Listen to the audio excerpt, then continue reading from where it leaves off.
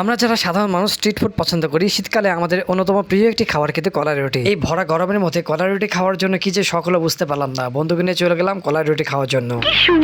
এটা নাটোর জোয়ারি বাজার পাওয়ার ঠিক 1 কিলোমিটার আগে একটি মোড়, যা কালীর ঘর নামে পরিচিত। যে মোড়টি দেখতে পাচ্ছেন, এই মোড়ের এক পাশে বনপাড়া বাজার, এক পাশে তিরেল বাজার আর এক পাশে জোয়ারি বাজার। এই মোড়টি কলা রুটি এবং বিভিন্ন ধরনের ভর্তার জন্য বিশেষভাবে খ্যাত।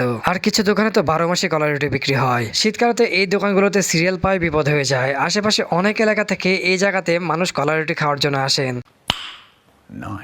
8-10 রকমের ভর্তা সুস্বাদু কলা রুটি খেতে বেশ ভালোই লাগে। শীতের মধ্যে মাঝে মাঝে তো খাওয়া হয়, তাই একটু গরমের দিনে ট্রাই করলাম যে কেমন লাগে। শীতকালে 8-10 রকমের ভর্তা থাকলেও গরমকালে মাত্র 2 থেকে 3 রকম ভর্তা পাবে। খাওয়ার পরে বুঝতে পারলাম রুটির স্বাদ অনেকটা নির্ভর করে ভর্তার উপরে। শীতকালীন ভর্তাগুলো অনুপস্থিতির কারণে রুটিগুলো শান্তি মতো খেতে পারেনি। ভর্তায় শুকনো মরিচের উপস্থিতি দেখে ভর্তা না খেয়ে 4-5 থেকে রুটিগুলো খেয়ে চলে এলাম। আপনি কি গরমকালে কখনো এভাবে কলা রুটি খেয়েছেন? যদি খেয়ে থাকেন অবশ্যই কমেন্ট বক্সে কমেন্ট করে জানাবেন।